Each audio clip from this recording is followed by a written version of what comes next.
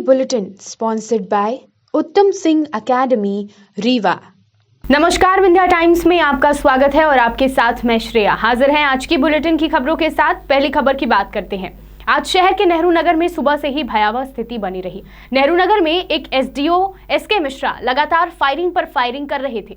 इस फायरिंग में एसके मिश्रा के समधी को गोली भी लगी।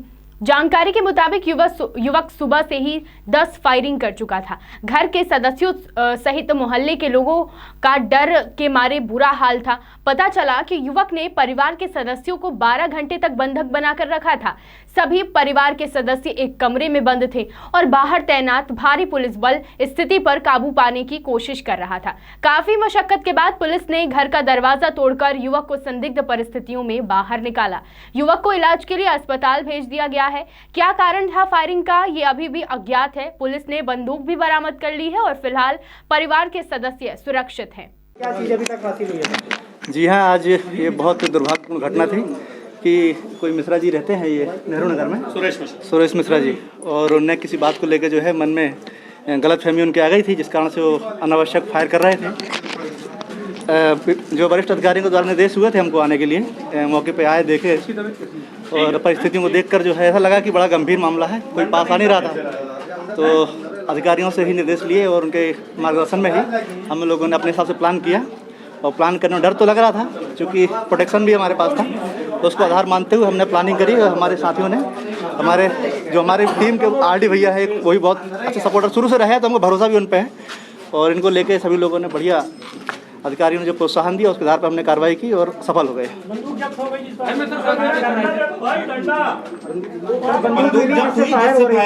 जी जी, बंदूक जब्त हो गई है, उससे कारतूस वगैरह भी हैं। कितने कारतूस मिले हैं जिंदा? वो अभी ढूंढ रहे हैं। अभी फायर कितने कर चुके हैं? 10 फायर लगभग उसने कर लिया है और हो सकता है कि होंगे तो देख ले रहे हैं। पूरे ऑपरेशन को कैसे अंजाम दिया गया? पूरा ऑपरेशन बड़ा रिस्की था और आप लोग भी देख रहे हैं कितना रिस्की है। डर भी लग रहा था कहीं कोई दुर्घटना ना हो जाए। ऊपर वाले की कृपा से और आप लोग सब लोगों की मेहरबानी से अंजाम पर पहुंच गए और सब लोग सुरक्षित हैं और उनको मेडिकल अस्पताल। कितने लोगों की टीम लेकर आप अंदर तक प्रवेश किए? टीम तो हमारी सभी की थी, सब लोग, सीएसपी साहब भी थे, सीएसपी 2 मैडम भी थी, उनके ही मार्गदर्शन में हम लोगों ने काम किया है। ऑपरेशन में मैं था, मेरे साथी आरडी भाई थे और बिन्नू भैया थे, बाकी 3-4। अभी तक ये है कि जानकारी तब निकल के आएगी जब उनसे पूछताछ हो जाएगी, क्योंकि अभी कुछ बोलने में असमंजस है उनके पास, बोल नहीं पा रहे चीज़ों को लेके। अपन ये करीब कल 2 बजे चल रहा है, 12 घंटे का ऑपरेशन रहा है। 12 घंटे का ऑपरेशन। पुलिस की जानकारी में 10 बजे आया सुबह। जी जी, 100 डायल को फोन करने पे हम लोग यहाँ पर आए थे। परिवार वाले तो बहुत डरे हुए हैं, अभी कुछ भी बोलने में असमर्थ हैं। जैसे ही थोड़ा नॉर्मल होते हैं तो फिर वो नहीं, बढ़िया, सब लोग सुरक्षित। रीवा जिले में बढ़ते कोरोना संक्रमण को देखते हुए प्रशासन लगातार सख्ती बरत रहा है। कोरोना की समीक्षा बैठक हो रही है और अब बड़ा फैसला लिया गया है। रीवा जिले में एक बार फिर से धारा 144 लागू कर दी गई है। मास्क, सोशल डिस्टेंसिंग का पालन न करने पर सख्ती बढ़ा दी गई है और ओपन जेल में अब लोगों को भेजा जा रहा है। इसके अलावा बढ़ते कोरोना वायरस के प्रकोप को देखते हुए प्रदेश सरकार ने बड़ा फैसला लिया। प्रदेश के हर शहरी क्षेत्र में 2 दिन के लॉकडाउन का निर्णय लिया गया है। यह लॉकडाउन शुक्रवार शाम 6 बजे से शनिवार, रविवार और सोमवार सुबह 6 बजे तक लागू रहेगा। रीवा जिले में लॉकडाउन का पालन करवाने सहित नियमों का पालन करवाने के लिए प्रशासन सतर्क है और साथ ही हम सभी को सावधानी और सतर्कता बरतनी होगी। रीवा जिले में कोरोना का पालन करवाने के लिए प्रशासन मुस्तैद है। हर दिन रीवा कलेक्टर, एसपी, वर्तमान प्रशासनिक अमला सड़कों पर उतरकर लोगों को नियमों का पालन करने की हिदायत दे रहा है। इसी क्रम में उन लोगों पर कार्रवाई भी की जा रही है जो नियमों का उल्लंघन खुलेआम करते पाए जा रहे हैं। पिछले कुछ दिनों में हमने लगातार जिला प्रशासन द्वारा की गई कार्रवाई को देखा है। खुली जेल के साथ ही चालान काटे जा रहे हैं और अब बढ़ाई गई सख्ती में जुर्माने को भी दोगुना कर दिया गया है। जारी निर्देश में यह साफ तौर पर लिखा गया है कि पहली बार नियम का उल्लंघन करने पर 500 का जुर्माना लगेगा। इसके अलावा अगर दोबारा कोई नियम उल्लंघन करते पाया जाता है तो उसे 10,000 का जुर्माना भरना होगा।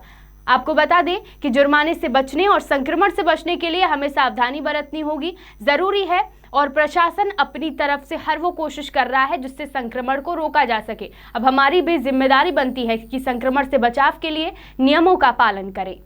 प्रदेश के साथ साथ शहडोल जिले में भी कोरोना संक्रमण के बढ़ते मामलों में बढ़ोतरी के बाद प्रशासन ने मास्क को लेकर सख्ती शुरू कर दी है। बावजूद इसके लोग कोरोना गाइडलाइन का मजाक उड़ाकर बिना मास्क के घूमते नजर आ रहे हैं। ऐसे लोगों के खिलाफ जिला प्रशासन ने रोको टोको अभियान के तहत सड़क पर उतरकर कार्यवाही की। बिना मास्क लगाए हुए जो लोग घूम रहे थे उन्हें 200 रुपए का जुर्माना, उनके ऊपर चालान काटे गए और 2 घंटे के लिए ओपन जेल में भी बंद किया गया। इस कार्यवाही में एडीएम, एडीएम नगर पालिका व पुलिस की संयुक्त टीम ने कार्यवाही की। कोरोना की रोकथाम के लिए शहडोल जिले में रोको टोको अभियान जारी है और जिला मुख्यालय समेत आसपास के क्षेत्रों पर बिना मास्क लगाए लोग घूमते नजर आने वाले लोगों को अस्थायी जेल में डालना शुरू कर दिया जा चुका है। इस दौरान बिना मास्क लगाए 2 पहिया व 4 पहिया वाहन चालकों के खिलाफ जिला प्रशासन सड़क पर उतरकर ताबड़तोड़ कार्यवाही करते हुए पहले तो 200 का जुर्माना काटा गया और इसके बाद सबक सिखाने के लिए 2 घंटे के लिए ओपन जेल भेजा गया, जिसके बाद लोग मास्क लगाकर घूमते नजर आए। शहडोल से पंकज राव की रिपोर्ट। जिले में जो है कोरोना के बढ़ते संक्रमितों को देखते हुए आज जो है आप लोगों द्वारा अभियान चला के और जो मास्क नहीं उनके खिलाफ उनको जो है चालान भरा रहे हैं और 2 घंटे का ओपन जेल में रखा जाता। क्या है मामला, किस तरह कार्रवाई की जाएगी? जैसा कि आप सभी को विदित है, कोरोना बहुत तेज़ी से फैल रहा है और माननीय मुख्यमंत्री जी का संदेश है, निर्देश है, उनका स्वास्थ्य आग्रह है कि सभी लोग मास्क पहनें। इसी तारतम्य में हम लोगों ने थोड़ी सख्ती करी है ताकि पब्लिक में जागरूकता बढ़े और सभी लोग मास्क लगाएं। यहाँ पे केवल उन्हीं लोगों को चालान किया जा रहा है जो मास्क नहीं पहने हैं, जो अपनी गाड़ी में बिना मास्क के घूम रहे हैं, उन पर 200 रुपये का फाइन और 2 घंटे के लिए उनको खुली जेल में अवरुद्ध किया जा रहा है। लोगों से अपील भी करेंगे, आप लोगों से कुछ अपील करना चाहेंगे? अपील ये सिंगरौली जिले में एक तरफ जहां कोरोना वायरस का संक्रमण बढ़ रहा है, वहीं दूसरी तरफ मजदूर बिना काम के घर में बैठे हैं और सरपंच सचिव मशीनरी का उपयोग कर ग्राम पंचायतों में निर्माण कार्य करवा रहे हैं। अब अधिकारी शिकायत के बाद कार्यवाही की बात कहकर अपना पल्ला झाड़ रहे हैं। सिंगरौली जिले के अलग अलग इलाकों में ग्राम पंचायत में विकास कार्य तो चल रहे हैं, लेकिन मजदूरों की बजाय मशीनरी से सभी निर्माण कार्य हो रहा है, जिसके चलते मजदूर बेरोजगार बैठे हैं। अधिकारी हाथ पर हाथ धरे। तस्वीरों में साफ देखा जा सकता है कि ग्राम पंचायतों में किस तरह से मनमाना रवैया अपनाकर सरपंच और सचिव मशीनरी से काम कर रहे हैं। तस्वीर है सिंगरौली जिले के चितरंगी जनपद इलाके का, लेकिन यह तस्वीर महज बानगी भर रही है। यह किस्सा पूरे जिले में चल रहा है। अब इस मामले में कलेक्टर राजीव रंजन मीना कार्यवाही की बात कर रहे हैं। सिंगरौली से पुष्पलेश द्विवेदी की रिपोर्ट।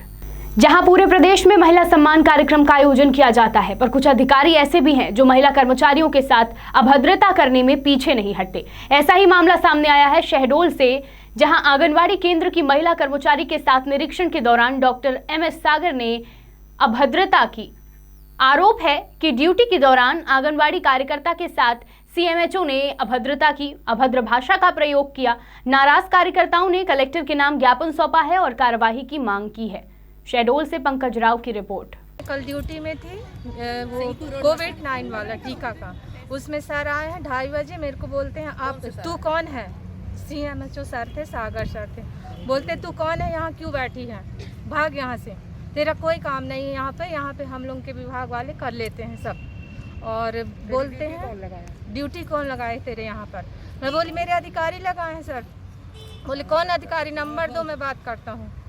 फिर वो फ़ोन नहीं किए हैं और बोलते हैं कि ये लोग सारा विभाग बिगाड़ के रखे हैं, THR बेचते हैं और सारे बच्चों को कुपोषण यही लोगों के द्वारा फैलता है, वही बच्चे ख़त्म होते हैं। ये 25 बच्चे मरे हैं और ये लोग पैकेट बेचते हैं अपना। अब आपका सस्पेंड किया जाए और इज्जत करे, औरतों का इज्जत करना वो जाने, वो सीधी तू करके। ममता द्विवेदी।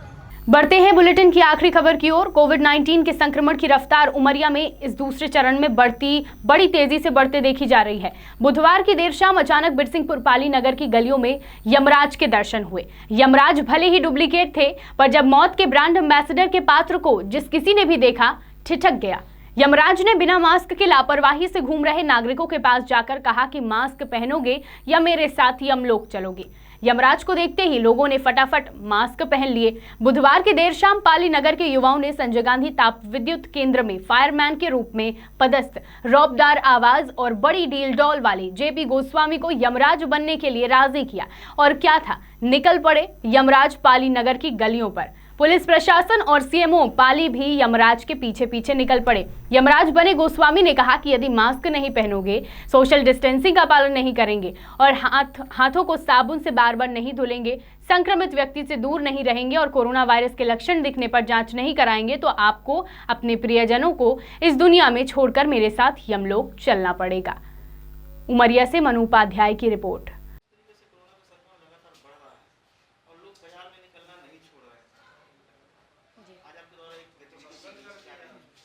जी, हम लगातार प्रयास कर रहे हैं। हमारे कलेक्टर महोदय ने और अभी हमारी जो ज़िले की प्रभारी मुख्य सचिव आई थी श्रीमती कल्पना श्रीवास्तव जी, उन्होंने हमें निर्देश दिए थे कि मास्क के लिए ही लोगों को जागरूकता, सबसे अधिक मास्क के लिए लोगों को तैयार करना है। तो हम दोनों स्तर से उस पर कार्यवाही कर रहे हैं। निरोधात्मक कार्यवाही तो हमारी दिन प्रतिदिन चल ही रही है। हमने एक सकारात्मक प्रयास किया आज, लोगों को एक अनोखे तरीके से जागरूक करने के लिए ये एक डमी यमराज तैयार करके और लोगों के मन में एक भय पैदा करने की कोशिश की गई कि मास्क लगा के रहें ताकि सुरक्षित रहें। विंध्य की तमाम खबरें लेकर कल फिर हाजिर होंगे। देखते रहिए विंध्या टाइम्स। बहुत बहुत धन्यवाद।